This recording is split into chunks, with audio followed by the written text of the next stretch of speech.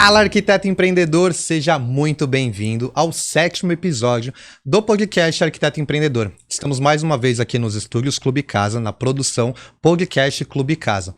Hoje a gente vai falar muito sobre gestão, vai falar muito sobre processos principalmente. A gente vai trazer alguns cases, como funciona essa questão, junto da convidada de hoje. Nessa terceira temporada do podcast Arquiteto Empreendedor, a gente veio trazendo alguns profissionais e contando como eles construíram as suas carreiras, o que eles trouxeram aí para o mercado, como que eles aprenderam no decorrer dos seus anos aí dentro da arquitetura, dentro do design de interiores e aplicaram essas informações dentro dos seus escritórios.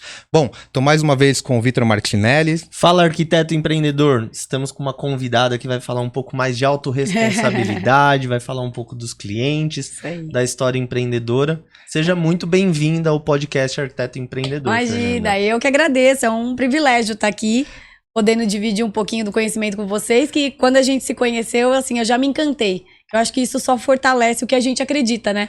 Exato. Estamos hoje, então, com Fernanda Patrão. Fernanda, profissional, designer de interiores, formada há 19 anos, arquiteta há mais ou menos um ano e pouco. E sentiu essa necessidade de também ser arquiteta, a gente vai contar um pouquinho dessa história.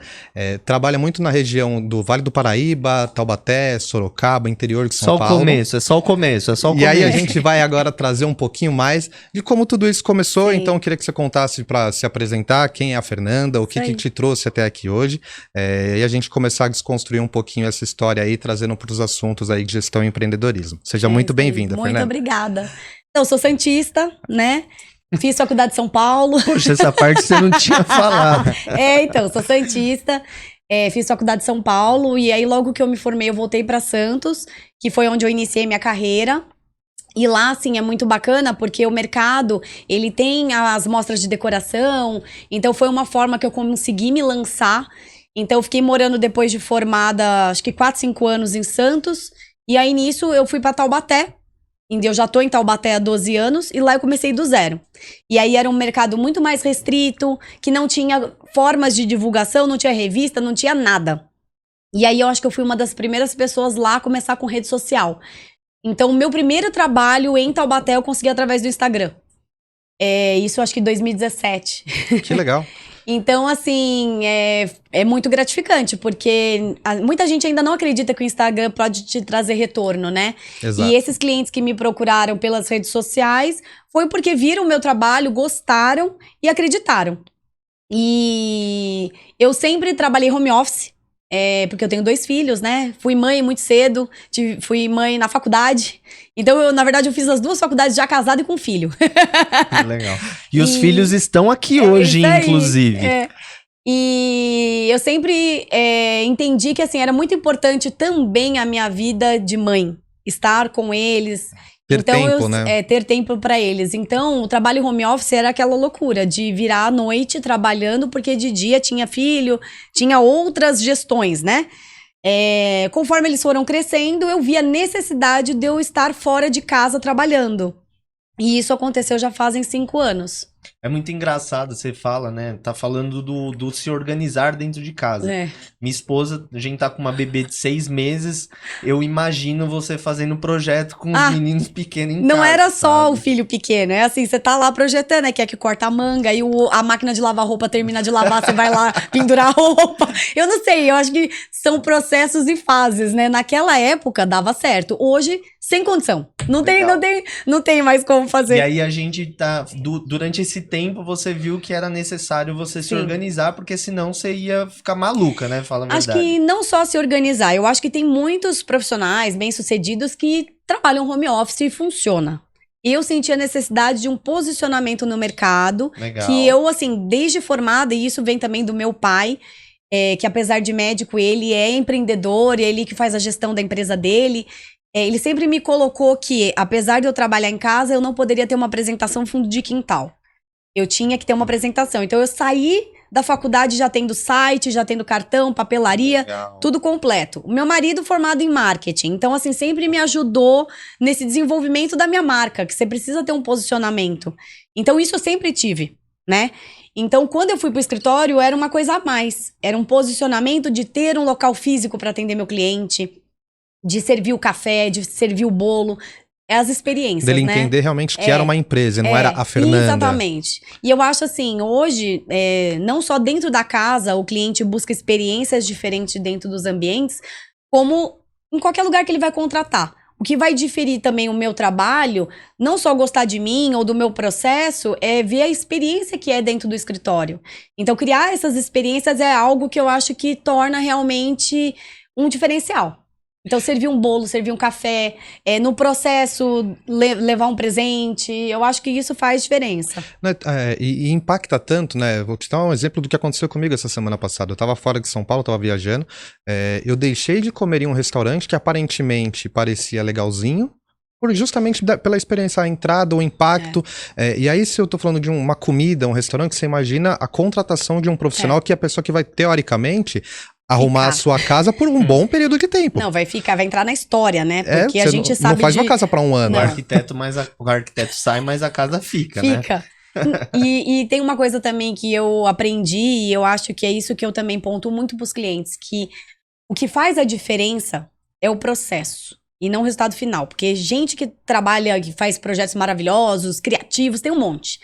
Mas tornar esse processo agradável é o que vai marcar para ele querer novamente. Até porque criativo é o setor que o cara ele precisa ser. Sim, né? É o mínimo. Acho que é o mínimo. E o que eu gosto muito de falar é que é exatamente isso. O que a gente vende, a gente nunca vende projeto para o nosso cliente. O nosso cliente não sabe o que é projeto. Não. Eu volto a falar de novo. Projeto, eu posso estar entregando em papel, posso entregar em CD, em disquete, um pendrive, mandar no drive, entregar de qualquer jeito. Para ele não quer saber o que tá ali, ele quer saber todo o passo a passo para ficar pronto. Acho que todas as conversas com o cliente é para tentar ao máximo tornar palpável. Porque é isso, antes eu ficava assim, como que eu vou vender uma ideia? Como que se vende uma ideia que não tá aqui, né? Então, assim, tornar palpável nos processos de como é desenvolvido, como que a gente faz, como que a gente entra, que momento que a gente participa, é muito importante para ele se sentir seguro. Eu falo que assim, você não vai no médico, o médico te receita lá um medicamento. Você não vai ficar questionando ele se pode tomar assim ou assado ou querer mudar a forma da prescrição médica. Não. Você vai seguir porque você entendeu que ele é o profissional. Então, assim, no nosso caso, não tem problema nenhum o cliente questionar. Ele questiona para ele se sentir confortável e entender o que é. Mas, assim, no meu caso, é muito raro o cliente conflitar e falar, não, eu não quero dessa forma, eu vou querer dessa. Até porque eu falo, a casa é sua. Eu vou fazer do jeito que você quiser. Aí. Mas tem um segredo aí, Fernanda, que você não tá contando. Qual? A gente tava batendo um papo aqui com a Fernanda e ela faz uma coisa que eu achei muito bacana na parte do alinhamento de expectativa. Isso daí eu também acho Existe uma coisa que todos os profissionais tendem a ter isso com o cliente, alinhar a expectativa, buscar informação e compatibilizando as coisas junto com o cliente. Sim. Mas você contou aqui em off pra gente que você faz um trabalho focado em aprovação em etapas. Conta um pouco mais sobre como que isso funciona dentro do seu escritório. A gente foi desenvolvendo uma forma, né? A gente queria uma forma que para todos replicasse do mesmo jeito e a gente conseguisse ter um método não só de tempo, porque eu acho que isso é uma coisa que também é muito falha no setor. Muitos clientes reclamam que o arquiteto enrola, que ele não entrega no prazo. Então, assim, eu precisava ter algo palpável para o cliente se sentir seguro. Então, tipo assim, tô recebendo alguma coisa semanalmente. Exatamente. Então, assim, se ele sabe que em 15 dias eu tenho que apresentar o layout, vamos supor que eu me atrasei. Eu tenho que avisar ele em 10 dias, antes do prazo, que eu vou atrasar. E aí eu não vou falar para ele, olha, eu estou atrasada. Olha, fulano, vamos marcar nossa reunião para daqui 10 dias? É diferente. Você ganhou 5 dias. E você já gerenciou a expectativa de novo. O cliente não sentiu que você tá atrasado.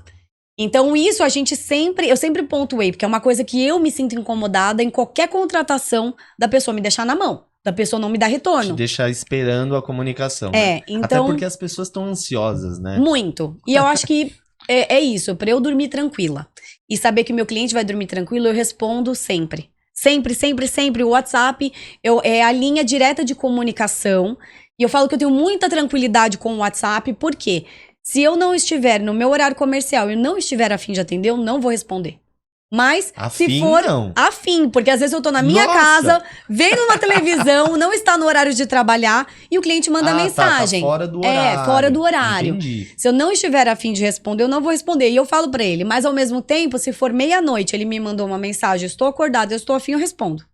Então, eu respondo o WhatsApp, porque eu acho que dá uma tranquilidade pro cliente, só que eu explico pra ele que ali é uma troca. Não é pra ele me passar o que ele quer que faça. Tipo, eu quero que altere uma coisa. Não, porque isso também entra nas etapas. Então, assim, esse alinhamento de etapas que você falou, né? Como que a gente faz? A gente foi moldando, porque eu passei da pessoa que fazia as coisas no computador pra poder delegar. E pra eu delegar, eu tive que desenvolver um método. E eu não sabia como que eu ia desenvolver o método criativo, que antes era eu que fazia 100% no computador, e eu ia ter que delegar alguém pra entrar dentro da minha cabeça e criar. E fazer o que você tá pensando, né? Então, com isso, a gente criou algumas etapas. Então, a gente dividiu. Antes era layout, 3D e executivo. Hoje é layout, pré-executivo, 3D e executivo. Então, o tempo que a gente demorava no final, a gente dividiu nessa etapa do pré-executivo. Então, na verdade, você tinha lá no final o executivo completo. Isso. Você segregou, dividiu o executivo em 2 partes e trouxe uma parte do executivo como pré-executivo antes do 3D. Isso. É isso. Porque eu precisava passar para as pessoas que fazem o 3D todas as informações. Porque o primeiro projeto que eu fiz, sem ter isso, eu quase fiquei louca. Eu ficava o dia inteiro respondendo a menina do 3D. Porque... Antes era você que fazia os 3Ds. Então, hoje como que é dividido o seu escritório?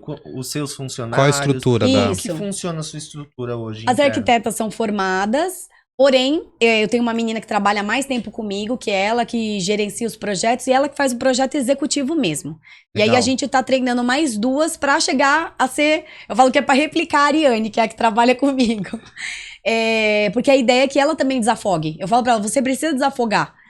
Então, a Ariane hoje é que faz todos os projetos executivos. E é muito legal porque a Ariane foi minha primeira estagiária. Então, ela cresceu comigo, ela foi desenvolvendo os métodos e a forma de melhoria, ela foi desenvolvendo junto comigo. Ela ia me passando informação, eu falei, isso é legal, vamos acrescentar. Vamos colocar. Qual que é a importância de desafogar ela e você, nesse sentido do escritório, assim? Eu acho que a gente precisa ter vida. Eu sempre falo pra ela, eu não quero ninguém enlouquecido aqui sem ter vida. Você precisa trabalhar, ganhar dinheiro, mas você precisa ter vida. Você precisa ter o seu horário de chegar em casa, ver uma televisão, sair com o namorado, passear. Precisa. Você tem que ter prazer. Então, assim, chega na segunda-feira, eu tô feliz de trabalhar. Eu adoro o que eu faço, eu amo o que eu faço. Mas é porque hoje eu tenho vida. Se você fica só em cima disso e se sente assim... Eu lembro dos últimos trabalhos que tava fazendo 3D, de eu ficar de madrugada, tinha dia que eu tinha vontade de chorar. E eu falava assim, isso aqui não tá mais me gerando prazer, tá me dando desespero. Ficava até 3, 4 da manhã fazendo projeto, porque eu tinha que entregar no prazo, eu nunca atrasei. E aí eu falava, não é isso que eu quero pra mim. Eu quero ter vida... E quero entregar Você sabe, direito. Né, que no livro a gente começa construindo a questão de prototipação, mas o intuito da prototipação não é só o preço de venda. Ele é muito a questão do processo, né? Porque é um pouco desse gerenciamento, que eu gosto de falar que é um gerenciamento tanto interno para os seus colaboradores, também quanto externo para os nossos clientes. E se a gente vai construindo, se eu tenho um processo muito claro, muito bem definido e gerenciável principalmente, a gente consegue usufruir dele de forma certa, que é onde eu quero chegar, é na capacidade de atendimento. Porque se eu tenho uma quantidade de pessoas de acordo com o meu processo, eu sei se eu preciso de mais uma ou não preciso de mais uma, eu sei se eu preciso acrescentar novos processos, ou automatizar alguma parte, contratar um sistema novo, porque eu tenho muito claro, né? Todas as entregas que têm que ser feitas e quais são os momentos que a gente vai estar entregando para o nosso cliente. Então, né? assim, quando eu saí disso, eu percebi que assim, eu ia ter que ter um 3D. E aí eu fui fazendo testes. Trago alguém para fazer o 3D dentro do escritório? Demanda muito tempo. Não dá. Contrato fora, eu gasto mais. Porém, a qualidade do que tá entregando e só de não saber que tá dentro do escritório ocupando espaço, para mim já é um alívio. Entendeu? Então, são formas, legal. Né? Então, hoje, a parte de 3D, principalmente, são pessoas externas. Coisas pequenas. Então, assim, a gente agora também...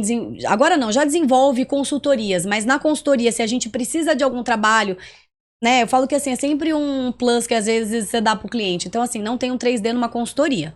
Que a consultoria é layout e escolha de ambientação nas lojas. Mas vamos supor que o cliente não entendeu nada, ele tá chateado, vamos supor, se a gente precisa entregar um 3D, eu faço dentro do escritório, uma coisa rápida, entendeu? Legal. Ou tempo, porque às vezes as meninas do 3D, elas demandam muito tempo. Então, já peguei, por exemplo, um projeto comercial que a moça precisava de uma loja em um mês. Ela precisava do projeto. E eu falei pra ela, olha, o 3D que eu vou te apresentar é esse, não é esse. Mas eu vou fazer dentro do escritório. Alinhamento de expectativa de novo. Não vou renderizar. Eu vou só colocar pra você visualizar como vai ficar. Tudo bem? Tudo bem. E ela ficou super satisfeita, tá contratando de novo. Então, eu acho que esse Porque é a necessidade do cliente, né? E não o que eu quero entregar. E uma coisa que eu aprendi com vocês mesmos falaram, você precisa ter mais produtos, né? Então, é isso. A gente tem o projeto completo, mas a gente precisa desenvolver novos produtos de como atender clientes. Então, assim, eu tenho pessoas que me procuram e veem os projetos gigantescos. Ah, ela não faz uma sala. Não, eu faço, mas eu posso fazer ele como projeto ou como consultoria. Aí depende do seu tempo, do quanto você quer investir, entendeu? Exato. Então aí tudo isso é alinhado na conversa. Eu acho que é isso, sempre desde o desenvolvimento de um projeto de arquitetura ou arquitetura interiores, precisa ser alinhado às expectativas. Nós falamos que a prototipação de produto, ela não é uma regra que você pega para si e segue o plano igual tá escrito no livro. Sim. Porque assim, cada pessoa tem um formato de trabalhar. E aquilo é uma analogia prévia do que você precisa desenhar dentro da sua estratégia. E aí, eu acredito que você acabou fazendo isso. E aí a gente falou sobre autorresponsabilidade. Chegou um momento da sua carreira que você falou, pô, eu não quero continuar, porque isso não tá me dando mais prazer. E teve a gente tá falando bastante sobre esse tema, porque no início você falou, pô, tudo que a gente faz ao entorno dentro do nosso escritório nunca é culpa do cliente, sempre culpa nossa. Então, eu acredito, vendo o que você fala, o processo foi uma forma de você sair desse limbo. E eu queria que você explicasse como você começou fazendo isso dentro do seu escritório com relação aos seus processos. Tudo começa no briefing, né? Eu acho que assim, é uma coisa tão simples e ao mesmo tempo tão complexa que o cliente vai pro escritório numa reunião de briefing, demora 4, 5 horas. Na reunião de briefing, a primeira coisa que eu pergunto pra ele é cozinha. Por exemplo, vamos fazer uma casa inteira. Na cozinha, que cor de pedra que você imaginou? Geralmente ele já pesquisou no Pinterest, ele já tem uma referência do que ele quer. E aí tem sempre aquele cliente que fala, eu quero calacata. Eu falo que essa referência é o melhor, porque quando chega com o calacata, você fala quais materiais existem no mercado. Existe o material que custa 5 mil reais o metro quadrado, o de 2,5 e o porcelanato. Ah, mas é tudo isso? Então, se você quiser esse, é esse valor. Fora isso, existe isso. Então, assim, eu dou uma aula sobre pedras. Então, o que é quartzo, o que é quartzito, o que é granito, mármore, o porquê que não usa um e usa o outro. Você explica tudo isso. Então, ele já começa a entender o valor de cada coisa, a precificar. Então, eu não saio do calacata que ele quer, porque ele quer, e vou finalizar com o calacata. Às vezes começa e termina, e às vezes não. Às vezes ali, você já alinhou que ele não é o público do calacata. Ele é o público que vai pagar o granito. E eu explico pra ele que tudo bem, vai ficar tão bonito quanto. Aí você abre projeto, você mostra como vai ficar aquela pedra. Então, no briefing, a gente já pontuou tudo isso. Então, na verdade, você não manda só um textinho pra ele preencher. Não, a reunião é junto. Você constrói com ele o briefing. A gente tem o nosso briefing, por exemplo, a gente tem umas 10 imagens de cozinhas diferentes. Tá. Porque isso é uma coisa que também não dá certo. O cliente mandar a foto pra você falando o que é referência. Aí eu olho pra ele e falo assim, o que você viu nessa foto e o que eu vi na foto. Porque eu vi, às vezes, o tapete, você viu o espelho. Então, vamos alinhar o que você está vendo nessa imagem. Então, na hora que você mostra todas as imagens, uma mesma cozinha, ela é estilo industrial, mas ela não é 100% industrial. Às vezes, a cozinha industrial, ela tem os tons pretos amadeirados com um calacata. O outro tem os tons pretos cinzas com a bancada preta.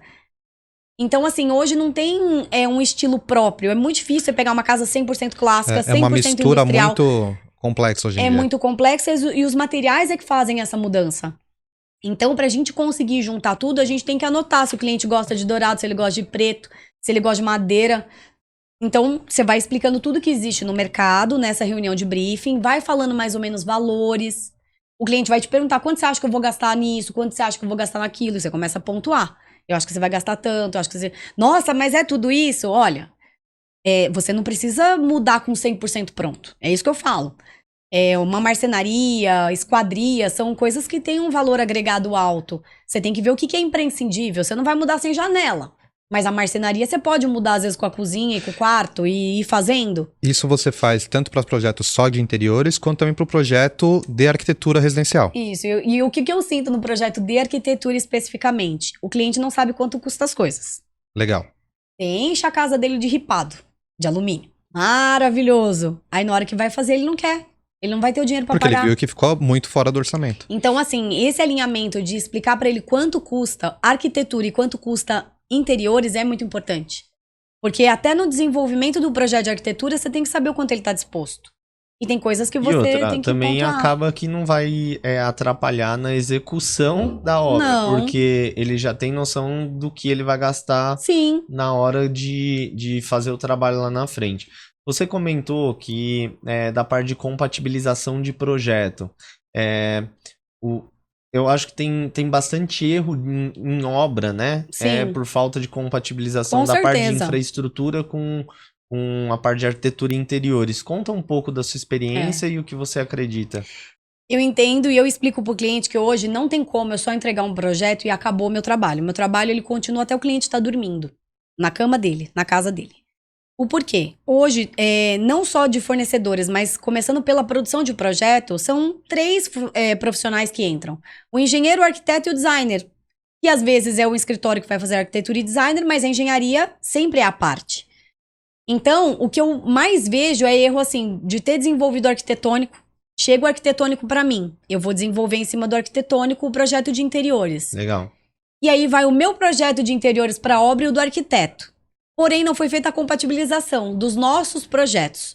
Porque se o cliente contrata o arquiteto e ele não fala para o arquiteto que vai contratar interiores, o arquiteto tem que entregar uma definição de pontos de elétrica. Então, com essa definição de pontos de elétrica, é essa definição que vai para a obra. Quando o cliente avisa o arquiteto que vai ter interiores, o arquiteto tem que mandar para a obra o projeto de interiores de elétrica. Mas isso é uma coisa que tem que acontecer ou é uma coisa que você acredita que acontece dentro dos seus projetos? Você acha que isso acontece no mercado? Não acontece no mercado, é um grande problema, porque às vezes até um projeto estrutural que o próprio escritório contrata por fora, ele não compatibiliza o que o engenheiro fez. E aí, assim, a compatibilização, eu falo que assim, gente, é colocar um arquivo em cima do outro. Não tem nada demais, é só você colocar um arquivo em cima do outro e ver se ele tá batendo, entendeu? Então, assim, colocou lá. E se não bater, corrigir. Corrige, fala pro profissional, olha, aqui eu não sei, mas eu acho que tá errado. Então, começa desde uma organização interna. Porque, assim, dentro do mesmo cliente, você vai criando arquivos. E eu vejo que os escritórios se perdem. Eles falam, não sei mais qual é a revisão que o cliente fez. Então, nessa não sei mais qual é a revisão que o cliente fez, às vezes uma revisão antiga mandada por escritório de engenharia, o engenheiro faz em cima daquilo, e aí o que vai para a obra já não é nem o que o cliente tinha aprovado. Já começa por aí. Então, já é uma organização interna. No caso do meu escritório, quando chega pra gente, a gente pede os projetos de arquitetura e engenharia, porque a gente vai conferir. Por quê? Eu quero criar um nicho no banheiro, um nicho na sala, eu não sei onde estão os pilares, então eu preciso saber onde está para poder realmente desenhar. Uma outra coisa, o escritório de arquitetura, por exemplo, ele desenha a escada. A escada, ela precisa de um projeto à parte estrutural, e os clientes não sabem disso. Então, a escada, quando chega para mim, que estou fazendo só interiores, eu tenho que achar a solução de como essa escada vai ficar sustentada. Eu falei, gente, isso aqui não tem cabimento. Isso aqui é o arquiteto que tem que te orientar, ou você contrata o engenheiro que vai fazer o cálculo estrutural para saber. Mas tem coisas que você bate o olho e você fala, tem alguma coisa errada. Então, essa falta de suporte para o cliente, eu acho que é muito necessária, porque, primeiro, termos em arquitetura e design, a gente usa muitos termos, render, DWG... Mas que pro cliente então, não faz a mínima... cliente não faz o mínimo sentido. Ele quer saber do visual e se vai ficar em pé. Então, assim, quando a gente tá falando pra ele qual é a etapa que a gente tá, o que a gente tem que tá fazendo, a gente tem que entender que a gente tá conversando com uma pessoa que não sabe nada. Ela não tem obrigação de saber. Então, é nesse momento que eu entendo que a culpa é nossa. A gente é que tem que explicar pra ele o que a gente tá fazendo, como que a gente tá fazendo. Então, assim, às vezes pro cliente é uma coisa tão pequenininha que ele quer alterar, só que ele não entende que tem todo um processo por trás. Ele não entende o porquê que demora. E isso, naquela reunião de briefing, você já vai também direcionando esse tipo de informação. Sim. Também. Então, legal. Assim, eu falo que hoje o cliente trabalha comigo. Eu não trabalho sozinha, porque eu comecei a perceber que até na hora de alterar alguma coisa, Como que eu gerencio essas alterações? Eu faço na reunião? Se eu faço na reunião e eu anoto, ele vai para casa e ele vai lembrar de mais um monte de coisa. Se eu mando ele pedir pelo WhatsApp, eu fico louca. Então hoje, o que eu faço? Eu falo pra ele, eu tenho um canal de WhatsApp, que tudo que vocês tiverem dúvida, vocês vão me perguntando. Não tem problema, pode perguntar 10 vezes a mesma coisa que eu vou responder rápido. Mas não me peça alteração pelo WhatsApp, porque se você me mandar, eu não vou lembrar. Então hoje eu mando um Word pra ele, com os ambientes que ele quer que altere, e ele vai pontuar escrito tudo que ele quer que altere. Legal. Se ele tiver dúvida, então ele conversou com a gente no escritório. É um Drive? É um Word que tá no Drive? Que eu trabalho só na nuvem. Eu trabalho só na nuvem. Então, assim, eu mando pra ele esse Word, ele preenche com tudo que ele quer que altere. Se ele tiver dúvida na hora que estiver preenchendo, ele me manda uma pergunta no WhatsApp. Olha, pensei nisso, o que você acha? Eu estudo com ele a possibilidade, vejo que é viável e falo, pode pôr. Aí ele oficializa lá a mudança. Legal. Então, na hora que ele me manda o arquivo e me manda por e-mail, isso é que vai pro escritório. E eu explico pra ele, não sou eu que vou sentar no computador. Então, isso tem que estar claro, porque eu estou mandando pra uma outra pessoa alterar. E se não tiver anotado, eu não vou lembrar. Eu preciso. Então, Legal. é uma forma da gente organizando, sabendo quando alterou, o que alterou. Então, a gente não se perde, né? Muito bacana Nas isso. pranchas, coisas assim simples, né? Que a gente foi arrumando. Na prancha, anota lá qual é a revisão do cliente. No contrato tá escrito quantas revisões são. Se você fugiu de 2, 3, você já não vai ter mais que isso, porque é o que a gente coloca no contrato. Então, assim, não fica difícil. Agora, quando o arquiteto faz 10 alterações, realmente deve se perder, né? Porque... É muita coisa, né? Muita coisa. E cada uma você muda um negocinho só Não numa prancha, aí quando você vai voltar na outra já não é aquela mesma, já mudou tudo. Explico por cliente. Ele tem 5 dias para mandar todas as alterações que ele tem. Legal. Ele manda tudo de uma vez, porque isso vai para uma pessoa. Vamos supor, pediu lá todas as alterações do 3D. Aí eu mando para a pessoa. Aí no meio do caminho ele lembra de um negócio. Eu falo, olha, eu vou até pedir. Mas na hora que chegar no projeto executivo, isso não vai estar no arquivo. Pode ser que eu esqueça. Então você vai me lembrar lá no executivo que isso aqui tem que fazer. Então, assim, ele trabalha comigo nesse sentido. Não, e aí você também põe a pulga atrás da orelha dele se é importante ou não aquilo, né? Porque então, às vezes não é. É muito importante a gente estar tendo essa troca e deixando tudo muito claro, porque o cliente tem que entender que é trabalhoso também. E a gente está fazendo o nosso máximo para não ter erros. E eu explico também que erros existem, acontecem e a gente tá ali para resolver. Ainda mais em obra, né? A gente ouve muito de histórias, né? Às vezes em eventos que a gente tá...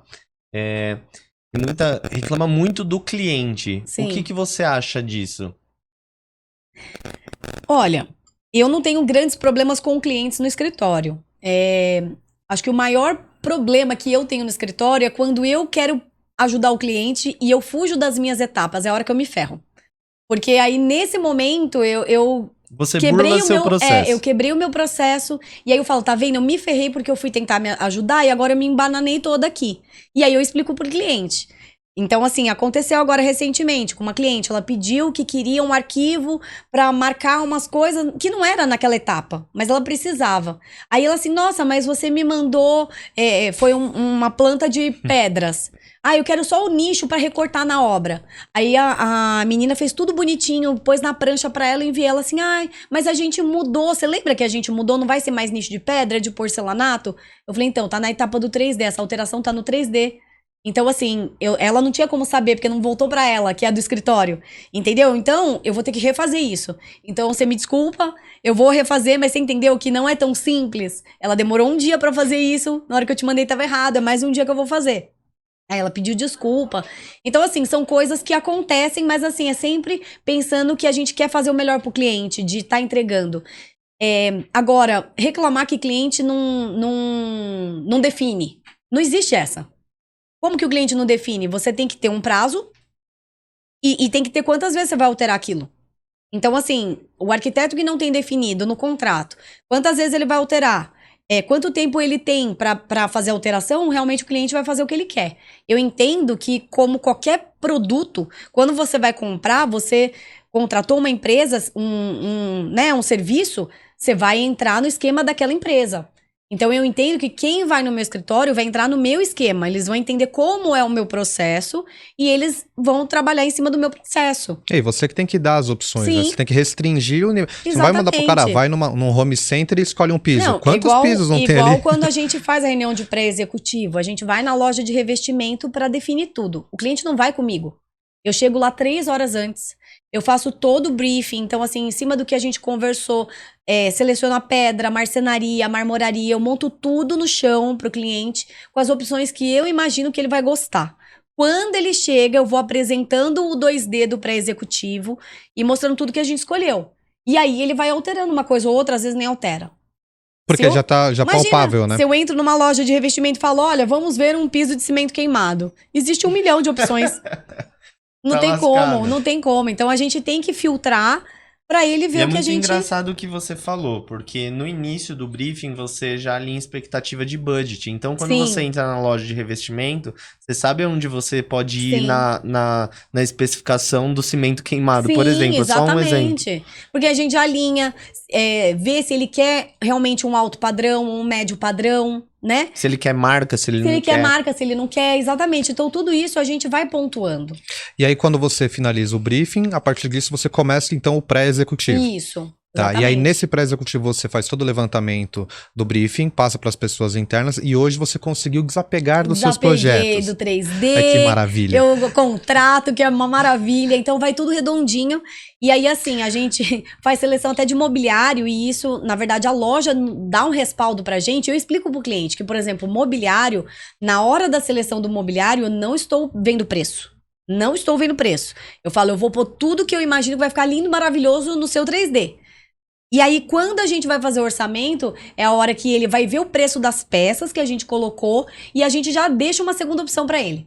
Que já é tirando algumas coisas.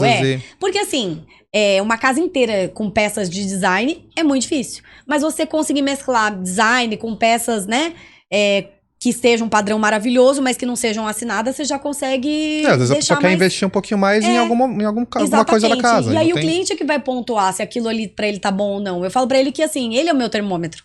Ele tem que me falar se eu tô viajando ou não e eu vou puxando, né? Opção sempre tem. E muitas, o que mais tem no mercado é opção. Então assim, eu falo que é sem sofrimento. Não começa a sofrer, porque eu não consegui... Tem 1 milhão de opções e vai ficar maravilhoso. Você não precisa sofrer, que não conseguiu comprar tal coisa. A gente costuma dizer que tem uma etapa no livro Arquiteto Empreendedor que a gente fala que o arquiteto, não com essas palavras, mas a gente fala que o arquiteto ele tem que sair do operacional e ir pro criativo e estratégico para ele ter vida, né? Sim. Que é uma coisa, eu quero que minha funcionária arquiteta ela saia do operacional um pouco para ela poder respirar e namorar, ter vida e tudo mais. Pessoas também. E é muito maluco porque o nosso setor, ele tá tão habituado com a centralização e ela não consegue demandar o processo operacional para outras pessoas porque ela não está organizada dentro dos processos internos de trabalho dela. Então, o que fica desse podcast para mim, assim, a gente não tá chegando no final, mas o que é muito claro, assim, é que hoje você, Fernanda Patrão, está no planejamento estratégico e criativo do seu escritório. Você não está executando o projeto. O quão isso foi bom para sua vida, assim? Nossa, maravilhoso, porque realmente, assim, desafoga a gente. Eu achei na época que eu ia ter muito mais tempo. Hoje o meu tempo é ocupado, mas com outros tipos de trabalho. Eu que tenho que fazer a captação, sou eu que faço todas as minhas mídias, sou eu que tenho que conferir o que elas fizeram. Então, assim, tem dúvidas, é tudo comigo. Sou eu que atendo todos os clientes, eu não terceirizo de ninguém atender meus clientes. É que você tá sendo uma parte de liderança dentro do escritório. Sim. E eu acho bom, porque, assim, o arquiteto, o cliente vai até o escritório, ele gostou de mim. Ele confiou em mim. Então, assim, é complicado, porque uma outra pessoa atender ele, não vai, às vezes, explicar da mesma forma. E aí o cliente tende, às vezes, a dar uma abusada, entendeu? Então, assim, uma única vez eu pedi pra Ariane, que trabalha comigo, atender um cliente e resolver algumas coisas. E não conseguia resolver, porque aí o cliente começa a abusar. Ah, não, mas altera isso, vê se isso, não sei o quê. Aí não dá, entendeu? Então a melhor coisa é pontuar e mostrar pra ele que existem as reuniões, existem as etapas pra gente definir. É sempre muito posicionamento, né? Porque você se posiciona nas redes sociais como Fernanda. Sim. O escritório chama Fernanda. Sim. Então ele tá contratando na cabeça dele a Fernanda. Exatamente. Só que se você já deixou gerenciado que internamente são outras pessoas que fazem, não é a Fernanda... Sim. Você já deixou claro para ele que ela vai participar do processo, mas a tomada de decisão é sua, a comunicação exatamente. é sua. Não, e a gente traz também algumas coisas que tem alguns stories que fazem o contrário. Que muita gente fala, eu não consigo participar, eu não quero participar de tudo. E não tem, tudo bem. É a forma de dormir tranquilo. Você tem que tentar entender. É exatamente isso. Para mim faz sentido eu atender o cliente. Faz, legal. Mas então eu não quero atender o cliente em todos os momentos. Sim. Eu quero que alguém atenda. Então você tem que criar possibilidades e ir testando para ver como vai funcionar, né? E a gente tá o tempo inteiro em mudanças, né? A gente sempre tá querendo aprimorar, criar formas novas. Hoje o cliente como um todo, né? Ele busca experiências em tudo, no processo, dentro da casa dele. Então, assim, essas experiências a gente cria dentro do escritório desde a hora que ele chega para nos conhecer. Eu apresento a equipe, eu falo quem são, eu mostro para eles que elas que estão na parte operacional. Legal. Então é importante ele saber que eu, na verdade, assim, tô ali respondendo a tudo. Mas tem horas e assim, graças a Deus existe o WhatsApp, que na hora que ele me manda uma pergunta e eu não sei, eu tenho que perguntar para elas para retornar para ele. Então eu faço a ponte, né, o tempo inteiro. Então é importante. Até um dia que não precisar fazer isso e a Ariane estiver fazendo isso. Já pensou? Olha que beleza. Ela tem que uma querer. Hora chega. Eu gosto de falar que na empresa, no Clube Casa, a gente usa muito, né? A gente sempre tem que ser o dono da informação. Sim. Eu não preciso saber 100% daquela informação, mas eu tenho que saber o processo que tá acontecendo. De quem ela vai vir, como ela vai vir, então o que eu tenho que perguntar, porque não adianta, eu preciso saber, sei lá, você tem tantos clientes ao mesmo tempo, eu não vou lembrar qual que é o piso que eu tô usando na casa do cara pra... Não, mas eu tenho essa informação. Por isso que eu falo que o WhatsApp é muito bom, porque eu falo que ele é uma caixinha de recados. Então, assim, quando o cliente liga, ele te pega de surpresa, você às vezes não tem o retorno e ele fica frustrado. Se ele manda um WhatsApp, você viu, você já pergunta, já responde. Você tem um tempinho e é rápido, né? É muito melhor. E fica lá a informação gravada, né?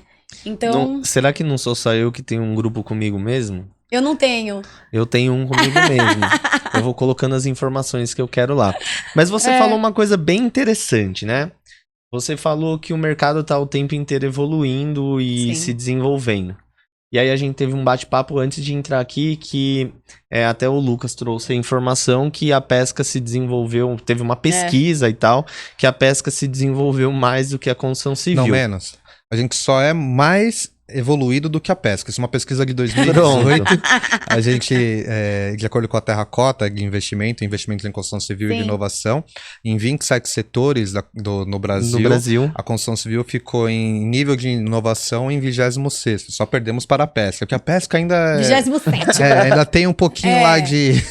Aí, um trabalhinho, tem um método. Eu fiquei aqui racionalizando aqui e pensando. Às vezes, é o que eu tô sentindo, assim. Por exemplo, as tecnologias de projetar, elas se desenvolveram, sim. Eu acredito que talvez as pessoas não utilizam e fazem a compatibilização, por exemplo. Os materiais, eles estão se desenvolvendo, sim. Mas as pessoas... eu acredito que o mercado ele ainda não tá... Ele não está conectado entre si. Ele está se desenvolvendo, cada um no seu setor, para cada vez querer vender mais. Eu acho que isso é uma mega oportunidade, né? Só que a ponta lá do que está sendo feito ainda é o gargalo que todo mundo reclama, que é a obra. E aí existe uma coisa, o rio corre pro mar, certo? E para ele chegar no mar, que é o mercado, ele tem cachoeira e tudo mais, certo? Os desafios. Exatamente. E eu acho que a única pessoa que é o ponto de conexão com o mar são vocês arquitetos, que você que atende a ponta. Então, quem compatibiliza toda essa informação e quem organiza toda essa informação e entrega lá na ponta para o cliente final são vocês.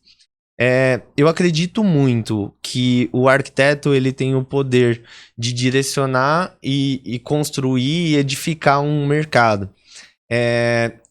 E eu acredito bastante que se Não que os escritórios não tenham essa responsabilidade, mas se fosse enxergado dentro do mercado da construção civil, que os processos, a operação, o planejar, o estruturar para entregar para o cliente final, ele fosse mais levado a sério, Sim. eu acredito bastante que lá na ponta... né? Lá na ponta, e os fornecedores, com certeza, teriam menos problema no processo erros, como um todo, né? E uma das coisas que, ao longo dos nossos processos que a gente foi desenvolvendo, era assim, a gente fazia um projeto super bem detalhado. E na hora que eu mandava pra marmoraria, eles me ligavam perguntando 1 milhão de coisas. Aonde que tá a informação, não sei o quê. Eu falei, gente, o que eu entrego é um manual. Se esse manual não estiver claro de onde procurar as informações, como que as pessoas vão procurar? Então, assim, até a forma que a gente faz o caderno executivo é sempre o mesmo, da mesma forma. Então, os fornecedores que estão acostumados a trabalhar com a gente, eles já sabem. Então, eu fui ouvir de cada um, do serralheiro, da marmoraria, do gesseiro, como precisa chegar a informação para você, que chega, né? Como que chega a informação para você para não faltar? Até porque o que te explicaram o que nos explicaram na universidade, que o caderno ou as plantas tinham que ser daquele jeito, é a parte técnica, Sim. mas não a parte de comunicação da forma que o outro recebe. Sim, porque cada um pode interpretar de uma forma, se não tiver clara a informação. Então, é muito a comunicação, ela não tem que ser só assertiva com o cliente, mas sim com os fornecedores dentro de um caderno, dentro de uma planta. Sim, de como ele achar. Então, a gente separou, além de todas as vistas que a gente coloca de marcenaria, e que na própria vista de marcenaria, você já tem lá a Ashura vendo que tem uma fita de LED, você tá vendo onde é pedra, a gente deixou separado. Tudo que é marmoraria tem uma prancha de marmoraria. Então, tem o layout e todas as vistas isométricas do que são as pedras que vão ser orçadas. O que é serralheria? Na planta baixa, marcando, aqui tem serralheria. E o desenho da serralheria que ele vai orçar. Isso aí facilita muito, muito. Então, assim, é isso. Eu acho que você tem que ouvir dos fornecedores, que é uma ponta, o que tá dificultando para eles montarem um orçamento, né? E para ser mais assertivo. Porque até pra quando finaliza, né? Se você mandar pra, sei lá, só a planta baixa para 5 serralheiros, Imagina, cada um vai me orçar uma coisa. Então, aí chegamos E aí num chega ponto no legal. cliente, vai ter um orçamento de 50 mil, um orçamento de 10, um orçamento de 1.000. Aí a gente o que tá acontecendo aqui, já vai né? alinhar a expectativa que eu faço lá atrás com o cliente, que é exatamente isso. Uma das coisas que eu incluo no meu projeto é levar os clientes nos meus fornecedores. E aí, o que eu explico pro cliente? A gente tem que ter um alinhamento de escopo. Porque o mesmo projeto da Fernanda, se você mandar para 3 marceneiros, cada um vai orçar de um jeito. Porque existem corrediças diferentes, existem marcas diferentes de MDF, tem um que trabalha com MDP, o outro é MDF. Então, assim, a gente precisa saber espessuras, o que ele tá orçando. Nesse alinhamento do escopo, eu falo pra ele, não é o meu projeto que você vai replicar pra outro, é o que aquele marceneiro orçou, que a gente foi junto e definiu, é o que você vai mandar pros outros, porque aí ele tem que orçar igual. Exato, porque aí é comparativo. E aí, assim, uma outra coisa que eu também acho que é um erro crucial e que a maioria dos arquitetos fazem, eles se colocam como orçamentistas. Então eles vão lá orçar com 10 empresas de marcenaria e vai pôr na tabela quanto cada um deu. Eu falei assim, eu não tenho tempo para ficar conferindo orçamento. Então eu falo pro meu cliente, eu acho chato e desagradável você exigir que uma empresa faça um orçamento, ele te envia e você nem leva o cliente lá. Ele perdeu um tempo, é um trabalho.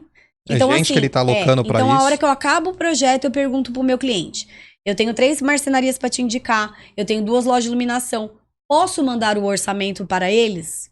Pode, porque a gente vai lá para receber, eu não vou te mandar pelo WhatsApp. Ah, mas me dá, eu não sei se eu vou ter tempo. Então, aí você vai ter que arranjar tempo. Porque então você tem o projeto que você pode ser videochamada. E aí é o que eu falo pra empresa, eu tô orçando com vocês 3. A oportunidade da venda é você que vai fazer. Eu tô levando o cliente até você tá apresentando o seu produto. Então, é a hora que você tem pra se apresentar, pra mostrar quem você é. É a hora do show, né? É a hora que o cara tem que mostrar por que veio. E aí, é a hora que eu também vou mostrando pro cliente os materiais. Porque tem essa questão do calacata que a gente conversou. Lá atrás, o cliente optou pelo porcelanato, que seria um custo-benefício, e não quis pegar o material de 2.000, 5.000 reais. Quando chega lá na ponta e eu termino o projeto, eu orço tudo.